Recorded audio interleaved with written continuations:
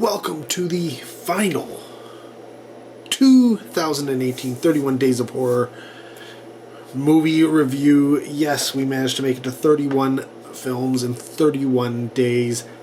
Just barely. I ran into some trouble. I was going to do a different film. Unfortunately, I couldn't get it to work. And so I was panicking. I had like an hour left until like midnight.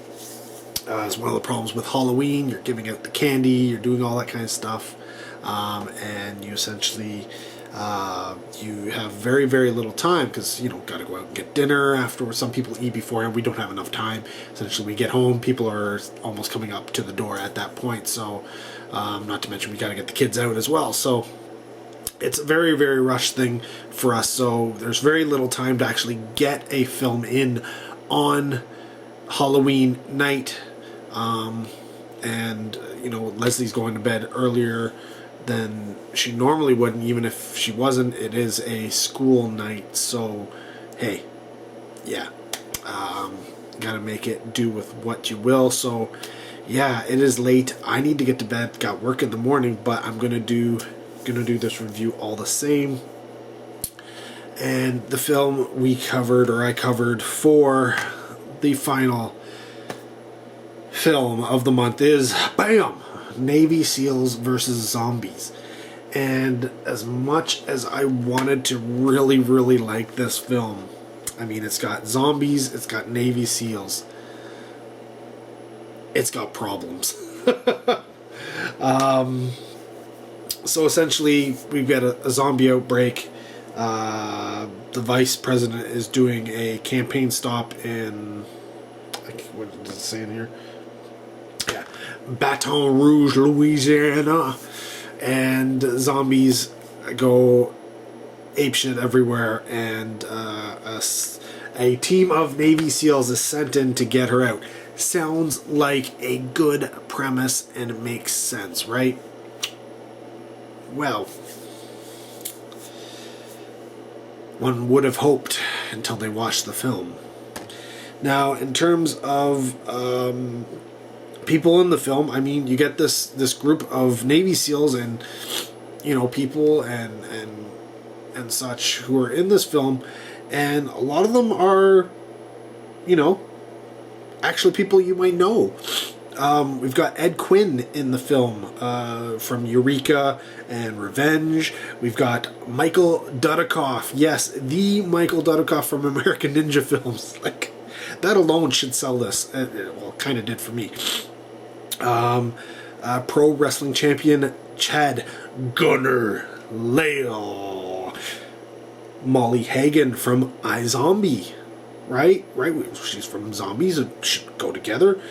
Olympian Lolo Jones is in this, and NBA legend Rick Fox. So there's a lot of names, but you also notice that a lot of those names weren't actors. And that kind of also hurts the film. One thing that I thought was interesting and probably helps the film a little bit is the fact that it is filmed with the participation of former U.S. Navy SEALs. So they do have people who were Navy SEALs helping out, and I think they were doing background acting and stuff like that, or acting as background SEALs or Army people. I don't know. I don't know what their actual roles were, but they were involved in the film, and therefore you think, okay, some of the aspects of the SEALs in the film do seem a little realistic sometimes, and other times not so much. But it could be that this all falls down to the fact that the film is directed by Stanton Barrett. And he's never directed anything before, but he's not a newcomer to film. No, Stanton Barrett is a stuntman. He's got over 200 stuntman credits or involved in stunts in some way, shape, or form to his portfolio. So he's not new to film. It's just he's never directed an entire film by himself. I'm sure, you know what, he's probably directed, say, the stunts, the stuntmen and all that kind of stuff, as well as being a stuntman. So, I mean, he does have, I would guess, some background there. I mean, I don't know that for sure. I'm just kind of guessing. But in terms of a full-blown director, never, right? So this is kind of his first jump into that thing. And this film is from 2015. So he hasn't done anything really since then either. And maybe that's why. The story's from an A.K. Waters who has not much in terms of writing credits to his name and nothing worthwhile. Again, the film's then turned into a screenplay by Matthew Carpenter, and the same boat as Mr. Waters. Not much going on there. So the people at the top who were, essentially putting this story together and putting it out don't have much in terms of the way, in terms of skill, expertise, wisdom that they can pull from to make this film work. And that may be the problem. You see, our zombies aren't actually zombies. They're infected. So it's more like 28 days later than it is zombies. These aren't people who are dying and coming back to life so much as they are just people sort of like attacking other people. And yeah, maybe some of them died, but they just seem to attack people and then move on. And then the people who were dead seemed to be dead, whereas all these people were, and they were like fast zombies. So it's very much like 28 days later. So, okay, whatever. That aside, we'll just say they're zombies. They don't look very zombie. They aren't very gross. It's mostly an action film because you got Navy SEALs, so there's a lot of just shooting and stuff. But really, it becomes a film more about the camaraderie of this group, of this squad of Navy SEALs. This is also where it falls apart. I like that idea, and had it just been go in, deal with zombies, get the vice president out, it could have worked really, really well, but then it goes off on a tangent, but that's another thing for another portion of this video. But it's all about this group of Navy SEALs and their brotherhood, right? It's very much about that. But the dialogue and the delivery and the acting between these guys, it almost feels like they were actual Navy SEALs put into this, and they were trying to deliver dialogue, and it just seems so stunted sometimes, and they don't really come across as this brotherhood. Then they're also being, asked to do really, really stupid things, and they're having to do stupid things. And I mean, even they, at points in the film make knowledge of the fact that what they're doing right now is really stupid. But they still have to do it. They still have to follow orders. They still have to, do their thing. But it just...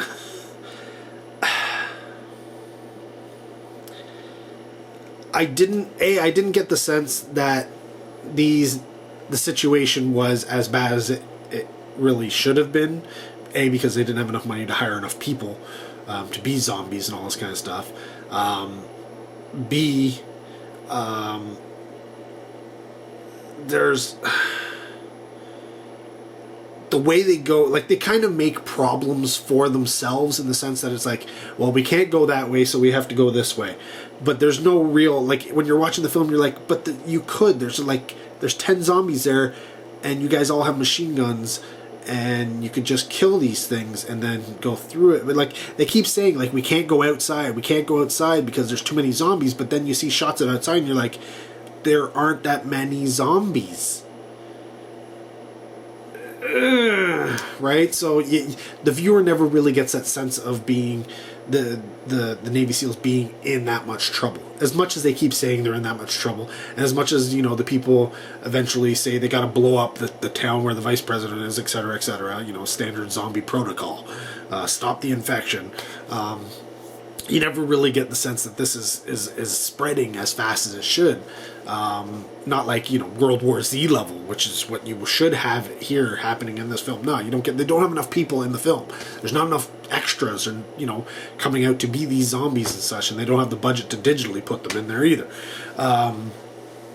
So in that sense, it fails. It didn't really grasp and put me into the film. The other thing about it, like I said, is the acting between them. It's very stunted. It's very forced. It's very unnatural, unrealistic. It just doesn't come across as being these elite veteran Navy SEALs, because I mean they're called upon to get out the vice president. It's not like they're sending in new soldiers or anything like that, even though, you know, you always have the new guy, but they don't come across as being the trained experts that they should be. Yeah, they just keep doing stupid things. And then you get there's this whole kind of storyline of them getting broken up, and one guy ends up, there's a reporter and their cameraman, and they keep doing stupid things. If you've watched Cloverfield, you get the guy with the camera, or any of the found footage type things, you get that guy with the camera who can't put down the camera because he's got to document everything. Well, these news people seem to come across that way. It's like, oh, we've got to make sure that people know this is happening. It's like, these things are out there to kill you, and there's no guarantee one guy with a gun is going to be able to protect you from them all. Yet they keep they don't seem scared. They don't seem scared, even though they've watched people die, watched people getting attacked, you know, like all this kind of stuff happening. They just keep doing stupid things, like going out when they're supposed to be hiding so that they don't, you know, get noticed. They keep sort of like going out and just doing stupid things. And it's things like that I guess you got to have stupid characters in a film in order to keep it going, because, you know, people do have to get found out. People do have, you know, the zombies do have to find you eventually so that the story can become, you know, exciting again or something. But yeah, it's too many stupid things happening between these characters in this film, and I couldn't get behind the characters, couldn't get behind the zombies and the idea of the outbreak.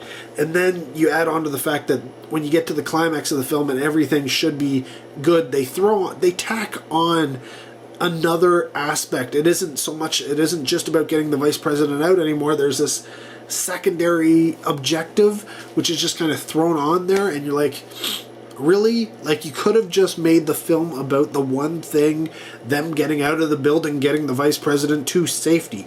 That would have been a perfectly fine movie altogether. But for some reason, the writers decided that, you know what, that wasn't good enough. We have to keep the movie going. We got to fill it with something, because they couldn't apparently fill the one movie. I mean, so many others have done it. You know, like one location, a whole building, you've got multiple levels, you've got multiple people, you've got multiple casualties you can have happening, you've got multiple zombies and people attacking. There's so much you can do in one location that's a high-rise building with underground portions as well. And for some reason, the writers, directors, and everybody decided that they had to go somewhere else to continue the film, not for a sequel, but just to get an extra half an hour or something. I don't know. I have no idea what they were thinking. I mean, it's almost an hour and 40 minutes. There was no reason for it. And unfortunately, what happens in that first portion where they're trying to get the vice president out is so bad as it is. It's just like,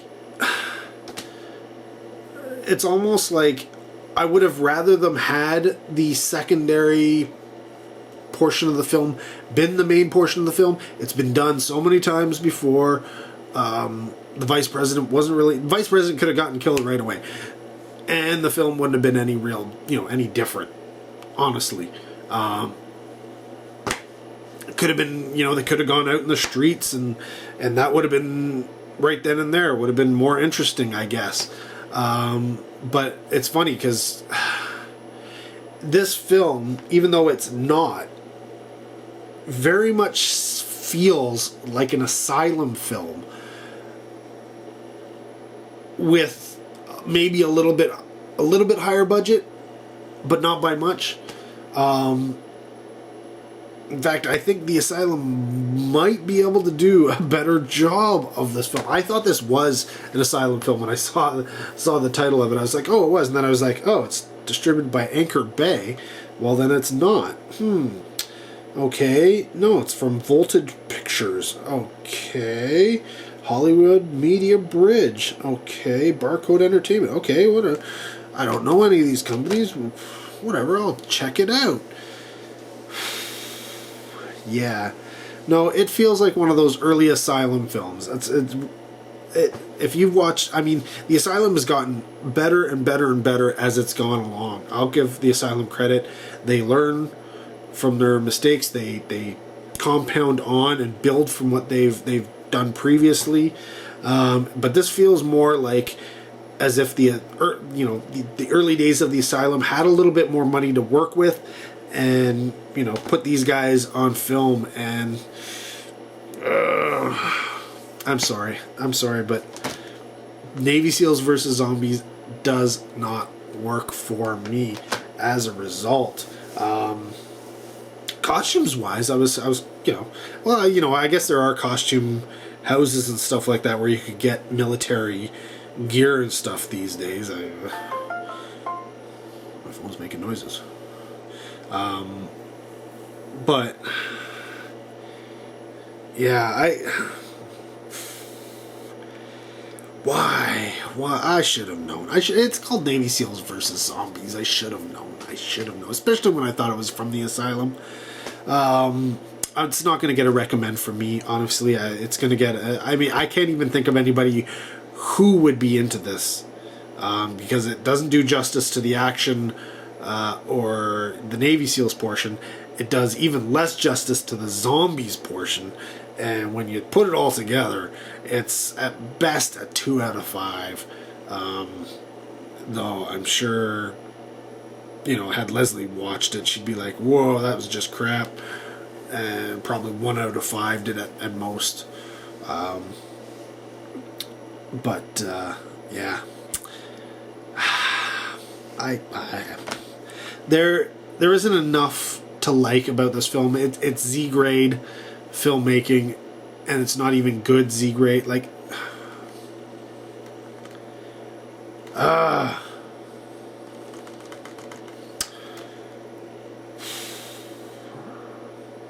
don't know. I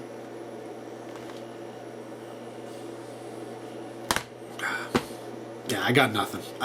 I can't come up with anything that's essentially good about the film. If you're into films like Sharknado and that kind of stuff, you're into the films from the Asylum, this is going to be on your radar. You've probably already seen it. If not, check it out. But it is lacking. And it's not even like they couldn't have done better. I think that's what irks me about this film, is the zombies could have been done better. The dialogue could have been done better. I mean, there's some campy dialogue in films from the Asylum and the Sharknadoes and all that kind of stuff. There's campy dialogue, but this dialogue isn't campy so much as it's just it's stupid. It's not stupid, because stupid can be campy as well, but it's just not good. It's not good. And yeah,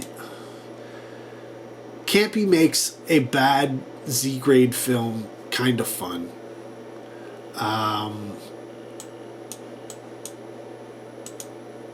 But we don't get that from this. We just don't get it. 2 out of 5. There is some enjoyment to be had, but it's very, very little.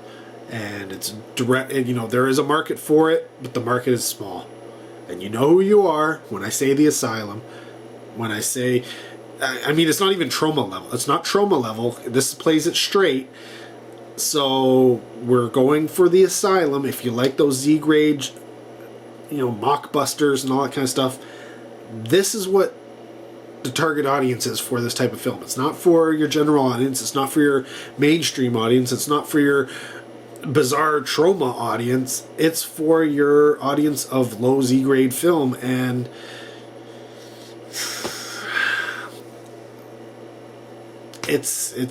yeah, those are the people who want to watch this kind of stuff. That's who it's for. If that's not you, steer clear. That's all I have to say. Anyways, if you've seen the film, comment down below. Try and keep it spoiler free. As always, love to hear from you. Thanks for watching. Till next video, take care. Have a good one.